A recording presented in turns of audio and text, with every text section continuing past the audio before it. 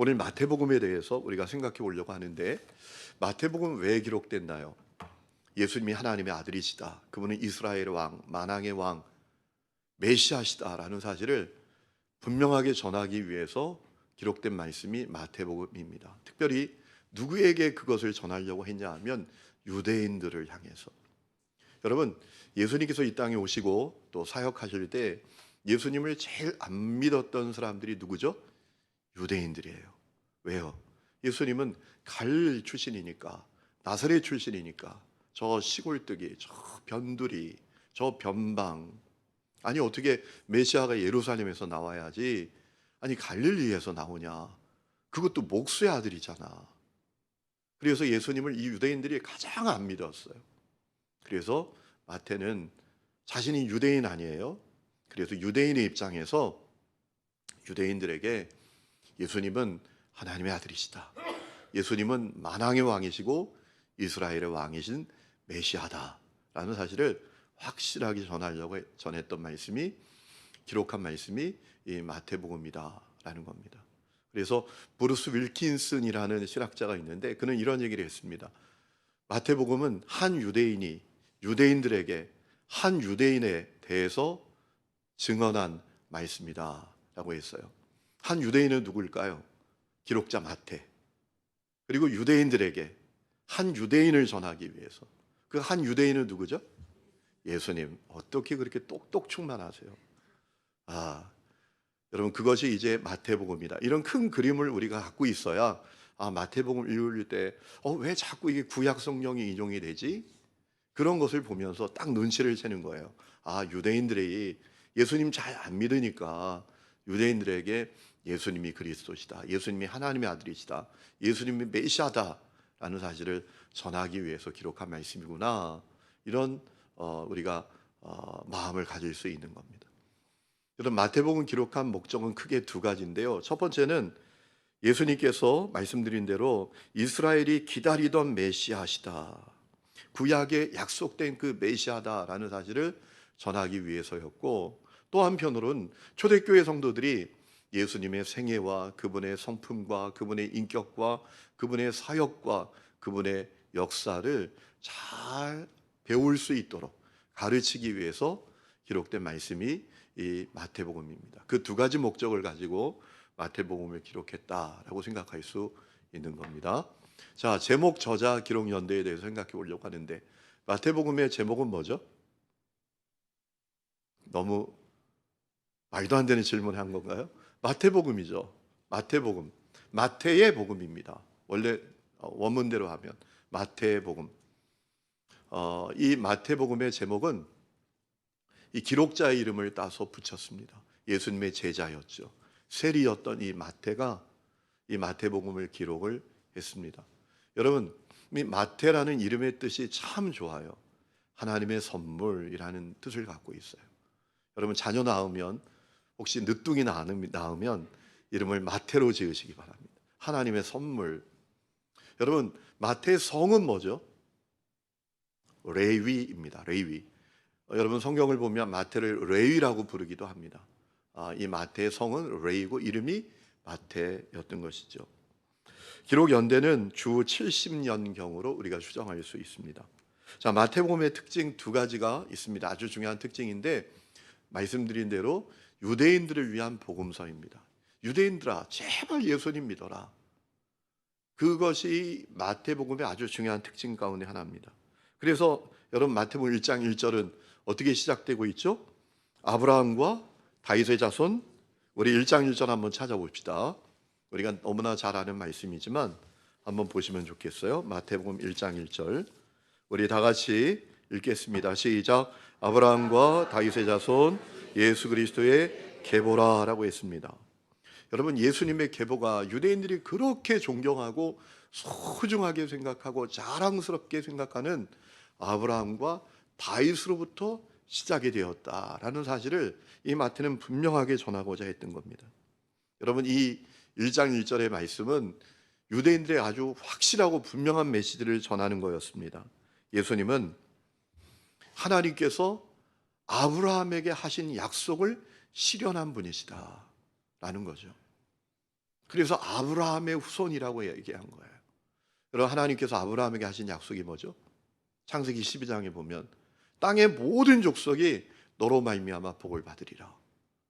어떻게 아브라함 한 사람으로 땅의 모든 족속이 복을 받나요? 아브라함의 후손으로 이 땅에 오시는 예수님을 통해서 모든 나라, 모든 열방, 모든 세계 가운데 있는 사람들이 구원의 복을 받게 될 것을 말씀하신 것이죠. 여러분, 하나님께서 아브라함에게 하신 약속이 예수님을 통해서 실현되었다 라는 사실을 분명하게 전했던 거예요. 그러니까 아브라함의 후손이라고? 우리가 그렇게 존경하고 우리가 그렇게 소중하게 여기는 아브라함? 이런 마음의 문이 확 열리는 거잖아요. 그렇죠? 우리는 여러분 외국 가보세요. 한국 안에서는 그냥 막 동과서로 나뉘어져 있어도 외국 가면 같은 성만이라도 막 기뻐해요. 예. 여러분 그런 거 경험해 보셨나요? 한국 사람 만나면 그냥 한국 사람이라는 이유 때문에 막 그냥 별 상관도 없는 것을 막 엮어가지고 고향이 어디냐고 충주라고 나는 청주 산다고 우리 같은 충청도 아니냐고 충주하고 청주하고 얼마나 먼데 그러면 마음의 문이 막 열리잖아요. 그죠? 여러분 이 마태가 얼마나 노력했는지 아시겠죠? 그렇죠? 유대인들의 마음의 문을 열기 위해서 여러분 우리가 마태복을 읽으면서 마태의 마음을 생각해야 돼요. 마태의 마음.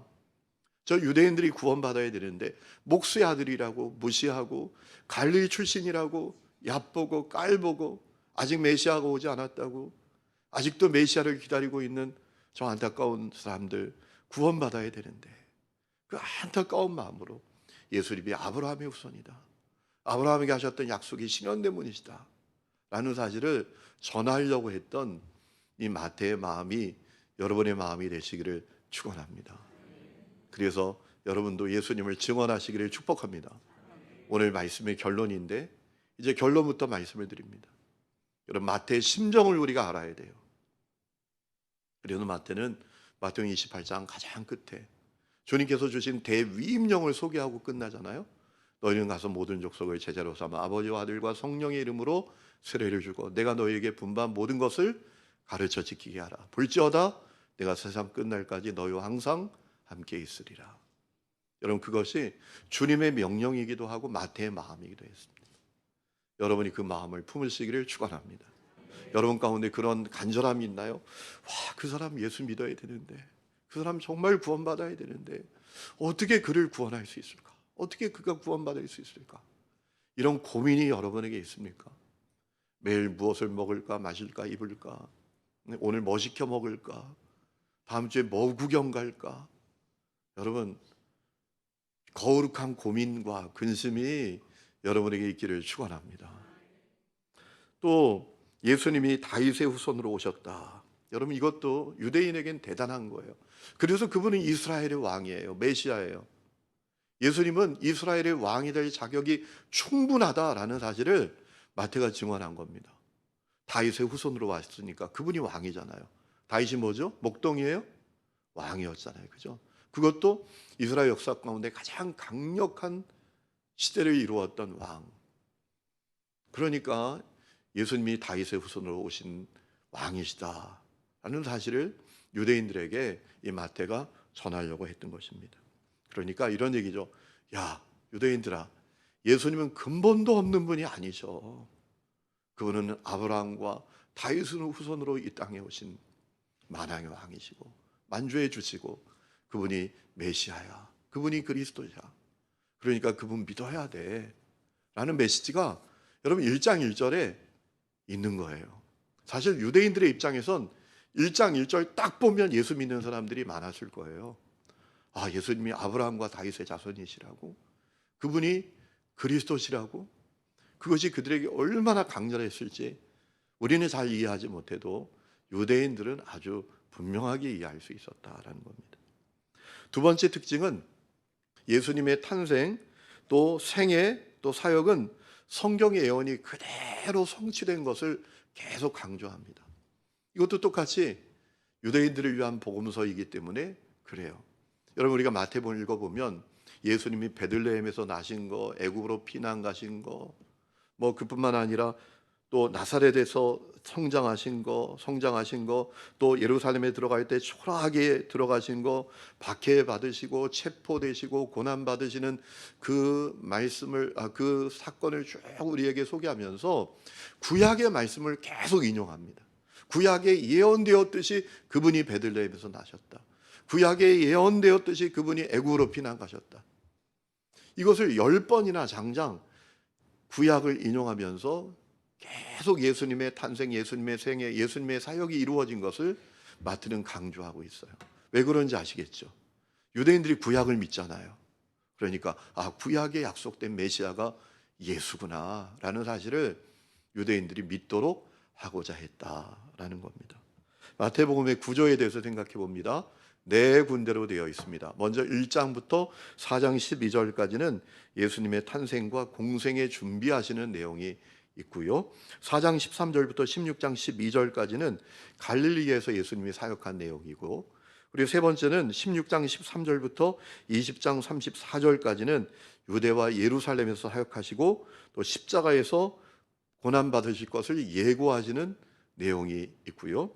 마지막 네 번째는 21장부터 28장까지인데 예루살렘에서 입성하셔서 주님께서 십자가와 또 부활의 사건을 이제 겪게 되시는 것을 우리에게 소개하고 있습니다.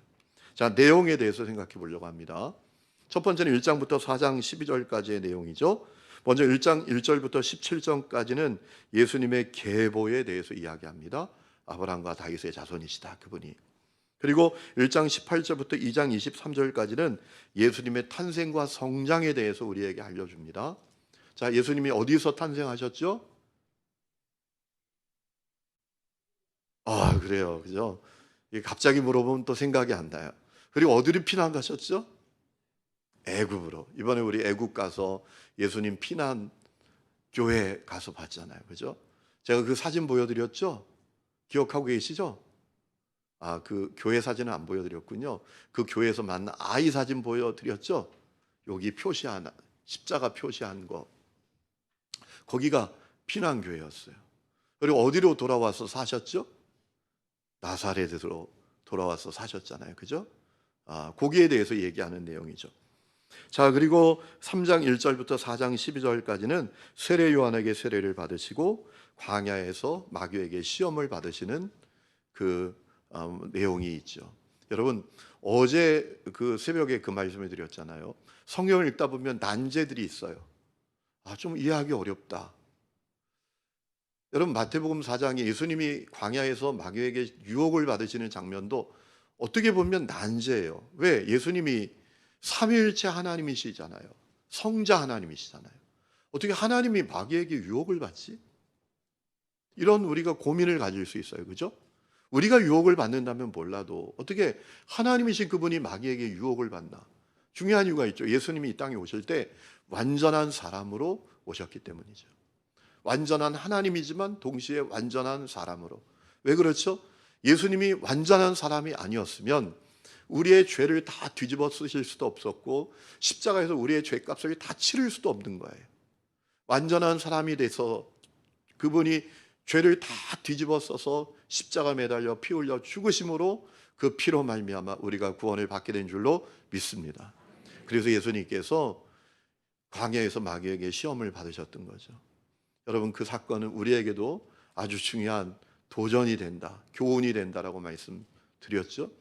인생의 광야를 사는 동안 끊임없이 우리에게 유혹이 오잖아요. 시험이 오잖아요, 그죠? 그래서 어제 새벽에 제가 드렸던 말씀 기억하시나요? 기억하는 분들이 많아지시기를 축원합니다. 도대체 뭔 얘기를 했대 어제 새벽에? 이러지 말고 여러분, 내 약점을 파악하고 가드를 올려드려야 된다라고 했어요. 가드. 여러분, 권투 선수들은 자기 약점이 있으면 거기에 가드를 올려요. 옆구리가 약하면 딱 여기다 손을 붙여요. 그리고 얼굴이 약하면 딱 가드를 올리고 방어하죠. 사람마다 약점이 있어요. 여러분, 어떤 분은 성적으로 약점이 있는 사람이 있어요. 그래서 계속 무너져. 어떤 사람은 돈에 대해서 약점이 있어요. 몸으로 얼마나 교회 봉사 잘하는지 몰라요. 그런데 돈으로 헌신해야 될 때 오면 불 떨어요. 막 불 떨어. 제가 한번 말씀드렸잖아요. 제가 부산에 사역할 때 슈퍼를 하는 집사님이 있었는데 이분이 교회 와서 얼마나 몸으로 섬기는지 몰라요. 그런데 돈의 약점이 있어요. 이분이. 한 번은 헌금위원이 안 와서 제 아내가 급하게 막 헌금위원을 한 적이 있는데 그분의 모습을 보고 막 시험 들었던 거 아니에요. 헌금 시간이니까 주머니에서 돈을 확 이렇게 꺼내더래요. 뭉칫돈이 나오더래요. 아마 슈퍼에서 일하다가 바로 왔나 봐요. 그런데 막 세더래요. 그래가지고 야, 헌금을 많이 하려나 보다.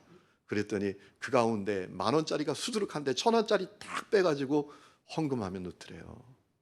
시험이 되더래요. 여러분, 어떤 분은 자존심의 약점이 있어요. 누가 자존심 건드리면 큰일 나요. 예? 어떤 사람은 이 말에 약점이 있는 사람이 있어요. 말의 상처를 잘 받고. 여러분, 약점을 파악하고 가드를 올려야 영적으로 승리하게 될 줄로 믿습니다. 그리고 이제 4장 13절부터 16장 12절까지는 갈릴리에서 사역하시는 내용이 나오죠. 자, 먼저 4장 12절, 13절부터 9장까지의 내용은 갈릴리에서 행하셨던 1차 사역의 내용이 나옵니다. 먼저 5장부터 7장까지는 어떤 내용이 나오죠? 산상수훈이 나오잖아요. 여러분, 산상수훈의 백미와 같은 말씀은 뭐죠? 복 있는 자에 대한 개념을 확 뒤집어 놓으신 거예요. 심령이 가난한 자 복이 있다. 마음이 청결한 자가 복이 있다. 온유한 자가 복이 있다. 여러분, 갈릴리에서 살던 사람들은 예수님의 이 말씀을 듣고 눈이 확 열렸을 거예요. 왜냐하면 자기들은 저 예루살렘에 사는 부자들, 권력자들, 명예를 가진 사람들, 높은 지위를 가진 사람들을 보면서 위축됐거든요. 자기들은 지지리도 복이 없다고 생각했거든요. 그런데 예수님이 말씀하시는 복 있는 자는 그런 기준이 아닌 거예요. 마음이 청결한 자, 심령이 가난한 자, 온유한 자, 의에 줄이고 목마른 자, 이런 사람들이 복이 있는 자구나. 여러분, 그 말씀을 듣는 사람들에게 눈이 확 열리고 마음이 뻥 뚫리는 사람들이 있었을 거예요. 오늘 여러분에게 그와 같은 역사가 있기를 축원합니다. 세상 복 있는 자가 복 있는 자라고 착각하지 마시고요. 여러분, 하나님 나라의 관점에서 보면 그거 다 아무것도 아닙니다. 세상 지위? 그거 뭐에 쓰겠어요? 야베스의 기도라는 책에 보면 그런 내용이 나오잖아요. 어떤 사람이 천국 갈 때 돈이 너무 그동안 벌었던 돈이 아까워서 금으로 다 바꿔가지고 가방 가득히 들고 끌고 간 거예요. 천국 문 앞에서 베드로가 나왔더래요. 마중을 뭘 그렇게 끌고 오냐? 뭔지 좀 보자 하고 열어봤더니 금덩이 가득했지 않습니까? 그랬더니 사도 베드로가 그랬대요. 웬 도로 포장 재료를 이렇게 많이 갖고 왔냐고. 천국의 금은 도로 포장하는 재료일 뿐이라는 거죠. 우리가 가진 세상 지위가 여러분, 하나님 나라에서 무슨 의미가 있겠어요? 여러분, 복 있는 자에 대한 눈이 바뀌시기를 축원합니다. 또 그리고 8장부터 9장까지는 너무나 중요한 말씀이 나오죠. 예수님 행하셨던 치유의 역사를 아주 집중적으로 마태가 우리에게 소개하잖아요. 나병 환자 치유받고, 백부장의 종이 치유받고, 베드로의 장모 치유받고, 또 가다라 지방에 귀신 들린 자를 고치시고, 중풍병자 고치시고, 12년 혈류병 앓는 자 고치시고, 관리의 죽은 딸도 살리시고, 맹인 둘을 보게 하시고, 심지어 풍랑도 잠잠케 하시고, 귀신 들려 말 못하는 자도 고치시고, 그 치유하시는 사역이 나와요. 여러분, 병 들었을 때 치유를 위해서 기도하는 분들은 마태복음 8장 9장 열심히 읽으시기 바랍니다. 이걸 배우는 거하고 안 배운 거하고 차이 나잖아요. 그죠? 여러분, 누가 아파요? 그러면 여러분 이제 얘기해 줄 수 있어요. 어디에 있는 말씀 열심히 읽으라고요? 마태복음 8, 9장, 8장 9장 얘기해 줄 수 있는 거예요. 그죠? 이제 수준 높은 성도가 되는 거예요. 누가 아파? 마태복음 8장 9장 열심히 읽어봐. 100번만 읽어. 읽다가 역사가 일어날 거야. 이렇게 여러분 얘기해 주시기를 축원합니다. 그런데 우리가 놓치지 말아야 될 게 있어요. 예수님 왜 그렇게 고쳐주셨냐라는 거예요. 왜 그렇게 고쳐주셨냐? 우리 찾아봅시다. 9장 35절 36절입니다. 마태복음 9장 35, 36.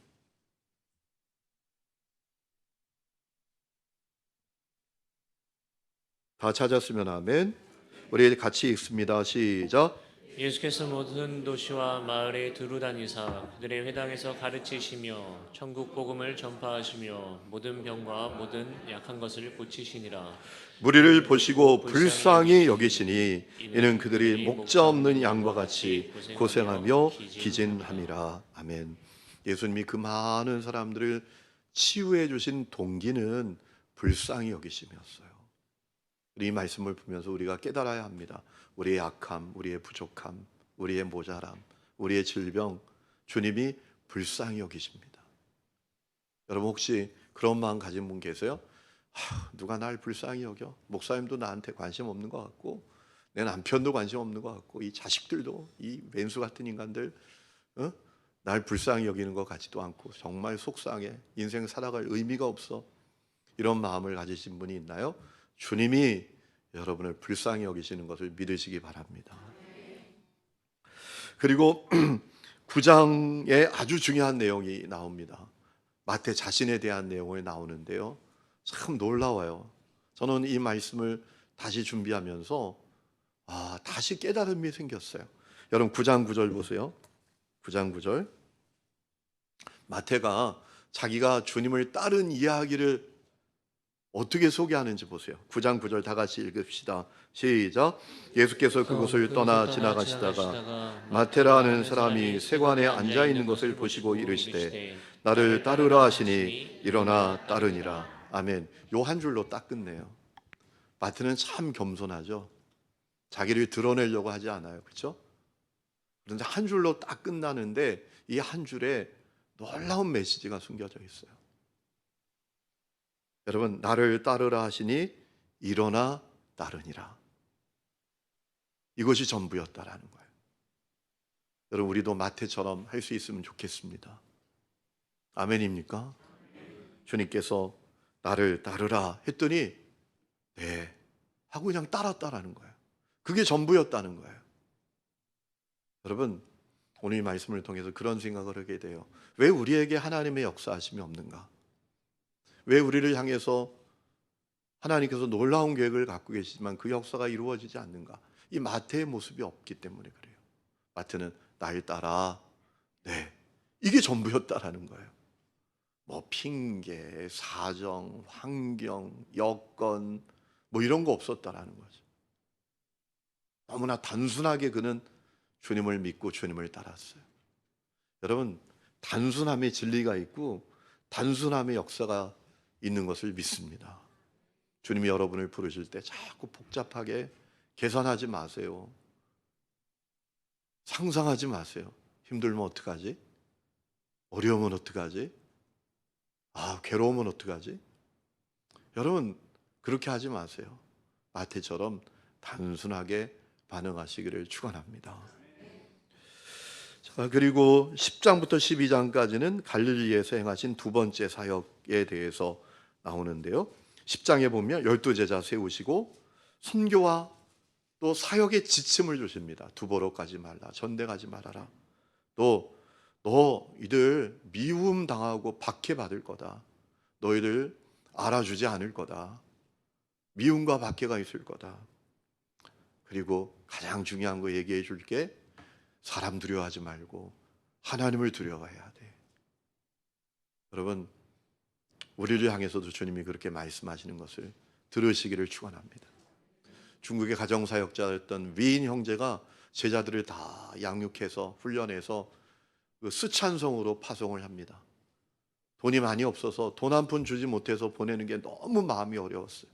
그랬더니 그 제자들이 이 위인 형제 스승의 낯빛을 살피고 이렇게 얘기했대요. 스승님, 우리는 돈 없이 가는 것은 전혀 두렵지도 않고 걱정도 안 됩니다. 우리에게 아무 문제도 되지 않습니다. 우리에게 단 하나 두려운 것이 있다면 주님이 함께 가시지 않는 것입니다. 그것만 두렵습니다. 라고 했다는 거예요. 그렇죠? 그러니까 주님을 두려워했다라는 거예요. 또 11장부터 12장까지는 배척을 받으시면서도 사역을 점점 넓혀가시는 주님의 모습이 나오죠. 안식일에 손 마른 사람을 고쳤더니 그 문제 때문에 엄청난 또 어려움을 당하게 되시잖아요. 급기야 바알세불 귀신 들렸다라고 막 공격을 받으시는 주님의 모습이 있죠. 그리고 13장부터 16장 12절까지는 갈릴리에서 행하신 세 번째 사역입니다. 13장은 천국 비유에 대해서 가르쳐 주시는 내용이 쭉 나옵니다. 씨 뿌르는 비유, 겨자씨 비유, 누룩 비유, 밭에 감추인 보화 비유, 값진 진주 비유, 그물에 걸린 고기 비유. 여러분, 그물에 걸린 고기 비유 참 무서운 말씀이잖아요. 그물로 고기를 잡았어요. 고기를 다 가른다라는 거예요. 쓸모 있는 거, 쓸모 없는 거. 천국은 그와 같다라는 거예요. 여러분, 우리가 어느 편에 설까요? 그리고 14장은 세례 요한이 죽는 내용이 나오고 오병이어의 궤적이 나오죠. 또 무리를 거르시는 기적. 15장은 바리새인들과 손 씻는 문제 때문에 또 논쟁하시는 말씀이 나오면서 예수님이 아주 중요한 말씀을 하죠. 오늘 우리에게도 너무나 중요한 말씀을 찾아봅니다. 우리 15장 10절 11절 한번 보실까요? 마태복음 15장 10절 11절 우리 다 같이 읽읍시다. 시작. 무리를 불러 이르시되 듣고 깨달으라. 입으로 들어가는 것이 사람을 더럽게 하는 것이 아니라 입에서 나오는 그것이 사람을 더럽게 하는 것이니라. 아멘. 사람 안에 있는 것이 사람을 더럽게 한다. 여러분, 그러므로 우리가 날마다 거룩을 갈망해야 할 줄로 믿습니다. 그리고 16장에 가서는 바리새인과 사두개인의 누룩, 그 악한 영향력, 외식과 위선과 이중적인 그 영향력, 그것을 경고하시는 주님의 말씀이 나오죠. 그리고 세 번째는 16장 13절부터 20장 34절까지의 말씀이죠. 유대와 예루살렘에서 사역하시고 십자가에서 고난 받으실 것을 예고하시는 말씀이죠. 자, 16장 오늘 우리가 읽은 말씀입니다. 빌립보 가이사랴 지방에서 주님께서 너희는 나를 누구라 하느냐라고 할 때 베드로가 놀라운 신앙 고백을 하죠. 주는 그리스도시요 살아계신 하나님의 아들이십니다. 그런데 여러분, 깜짝 놀랄 사실은 바로 이어서 예수님께서 십자가에서 고난 받으실 것을 첫 번째로 예고하시니까 베드로가 어떻게 해요?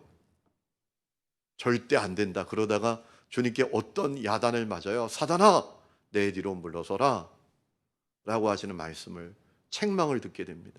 이거 대단히 중요한 말씀이에요. 우리는 언제든지 이중성을 갖고 있어요. 우리는 주는 그리스도시요 살아계신 하나님의 아들이십니다 라는 신앙의 고백으로 주님의 마음을 시원하게 해드릴 수 있는 사람인 동시에 주님의 마음도 주님의 뜻도 주님의 계획도 이해하지 못하고 주님을 가로막는 사람이 될 수 있다라는 겁니다. 여러분, 그렇기 때문에 우리가 늘 깨어 있어야 되고요, 첫째도 겸손, 둘째도 겸손해야 할 줄로 믿습니다. 그래서 주님께서 뭐라 말씀하시죠? 그 얘기 때문에. 여러분, 사실 베드로가 왜 안 된다 그랬을까요? 왜 안 된다, 왜 안 됩니다 그럴까요? 예수님 때문에 그랬던 게 아니에요. 왜? 예수님이 하신 말씀으로 제가 이렇게 자신 있게 말씀을 드리는 거예요. 베드로가 안 됩니다 라고 한 건 예수님 때문에 안 됩니다 라고 한 게 아니에요. 자기 때문에. 자기도 고난받을까 봐, 자기도 어려워질까 봐. 그래서 바로 예수님이 하셨던 말씀이 뭐죠? 나를 따라오려거든 자기 부인하고 자기 십자가를 지고 가야 될 것이다. 여러분, 자, 16장 23절 보세요. 23절. 자, 23절, 24절 우리 다 같이 읽어봅시다. 시작. 주시며 베드로에게 이르시되 사탄아 내 뒤로 물러가라. 너는 나를 넘어지게 하는 자로다. 내가 하나님의 일을 생각하지 아니하고 도리어 사람의 일을 생각하는도다 하시고, 예수께서 제자들에게 이르시되 누구든지 나를 따라오려거든 자기를 부인하고 자기 십자가를 지고 나를 따를 것이니라. 아멘. 예수님은 아셨어요. 베드로가 왜 안 돼요, 왜 안 됩니다 라고 했는지 예수님 아신 거예요. 그죠? 베드로 자기 때문에 그런 거예요. 자기 때문에. 예수님 걱정해서 그런 게 아니라고요. 그래서 예수님께서 이에, 여러분 24절, 이에 예수께서, 이에 앞에서 연결되는 내용이라는 겁니다. 누구든지 나를 따라오려거든 자기 부인, 자기 십자가를 칠 각오를 하고 나를 따라야 돼 라고 말씀하셨던 겁니다. 오늘 우리는 여러분 그런 각오로 주님을 따르고 있을까요? 자, 17장 22절부터 18장 35절까지의 내용은 십자가의 고난을 두 번째로 예고하시는 내용이 나옵니다. 마태복음에 보면 제자들에게 주님께서 크게 보면 4번이나 십자가에서 고난 받으실 것을 얘기하시거든요. 그것이 17장에 나오죠. 그리고 천국에서 큰 자는 누구인가 알려주시죠. 어린아이처럼 자기를 낮추는 자가 큰 자다. 그리고 용서에 대해서 또 가르쳐 주시는 내용이 나오죠. 여러분 용서하지 않는 사람을 어떻게 비유하셨죠? 1만 달란트 빚 탕감받고 100데나리온 빚진 동료를 용서하지 않는 사람. 그것이 우리의 모습이라는 거예요.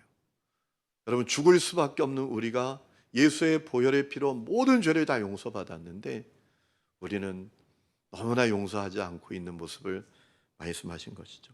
그리고 19장 20장은 이혼에 대한 가르침, 또 부자 청년이 영생의 문제로 주님께 찾아왔다가 부를 포기하지 못하고 돌아갔을 때 주님께서 부자가 천국에 들어가기 어렵다라는 말씀을 해주시는 내용이 나오고 20장 17절부터 19절까지 세 번째 십자가의 고난을 예고하시는 내용이 나오죠. 그런데 충격적인 것은 그 말씀하신 다음에 바로 야고보 요한이 우리 좀 높여주십시오 라고 하시는 이야기를 하잖아요. 그때 주님이 큰 자는 낮아져야 된다. 나는 섬김을 위해서 왔다 라고 말씀하시는 내용이 있죠. 그리고 마지막은 21장부터 28장의 내용입니다. 예루살렘에 입성하시고 고난받으시는 내용이죠. 21장부터 23장 보면 예루살렘에 입성하시고 성전 정화하시고 또 예수님의 권위에 도전하는 장로들과 논쟁하시고 그들을 포도원의 농부들, 악한 농부들이라고 비유하는 말씀을 주시잖아요.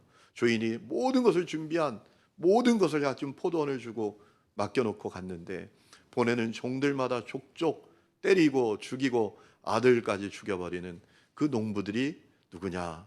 예수님을 믿지 않는 유대인들, 종교 지도자들, 그들이라고 말씀을 하시는 말씀이 쭉 나오죠. 그리고 24장부터 25장까지는 종말에 있을 때, 종말의 날에 있게 될 징조들, 환란들, 또 최후 심판에 대해서 알려주십니다. 참 중요한 말씀이죠. 그렇죠? 우리가 이제 종말의 때를 살고 있는 것 같은 마음이 들잖아요. 그렇죠? 네. 여러분 그 말씀 핵심은 무엇입니까? 우리 핵심 한번 찾아보실까요? 25장 종말의 때 이러한 징조, 이러한 환란이 있을 거다. 또 주님이 이렇게 오실 거다 라고 하시면서 하셨던 말씀 25장 11절 말씀 우리 다 같이 13절입니다. 25장 13절 다 같이 읽어보겠습니다. 시작. 그런즉 깨어있으라 너희는 그날과 그때를 알지 못하느니라. 아멘. 종말의 때 어떤 징조들, 어떤 환란들이 있을 것인가, 그리고 어떻게 주님이 오실 건가, 주님이 어떻게 오실지는 분명히 말씀하셨어요. 도적같이 아무도 모르게 오신다 라고 하시면서 준비해야 된다, 깨어 있어야 된다, 기름을 준비한 다섯 처녀처럼 깨어 있어야 된다 라고 말씀하시죠. 오늘 이 자리에 있는 분들이 깨어 있는 분들인 줄로 믿습니다. 여러분 주님의 다시 오심을 믿으십니까? 소설 속에 나오는 얘기가 아닙니다. 전설 속의 이야기도 아닙니다.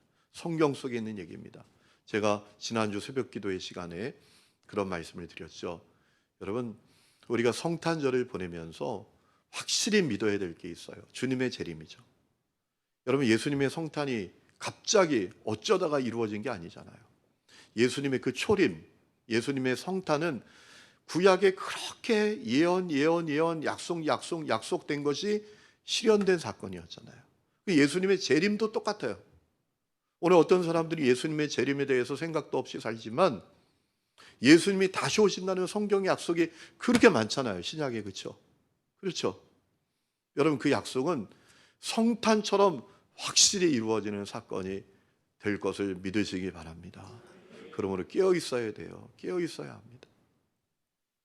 그리고 26장 28장은 십자가에서 마지막 고난을 받으시는 예수님의 모습이 나오시죠. 유다가 배반하고 최후 만찬이 있고 또 겟세마나에서 기도하시고 체포되셔서 고난 받으시는 예수님. 그러나 3일 만에 부활하시는 예수님. 그리고 제자들에게 대위임령을 주심으로 이 마태복음이 끝나고 있죠. 여러분, 이 마태복음 우리가 정리하면서 저는 한 가지만 여러분에게 말씀드리고 싶어요. 마태의 심정을 생각해 보자. 유대인들이 구원받기를 원해서 어떻게 하든지 그 유대인들을 구원하려고 몸부림쳤던 그 마태의 심정. 그래서 마태복음을 쓴 거예요. 야, 예수님 아브라함의 후손이셔. 다윗의 후손이죠.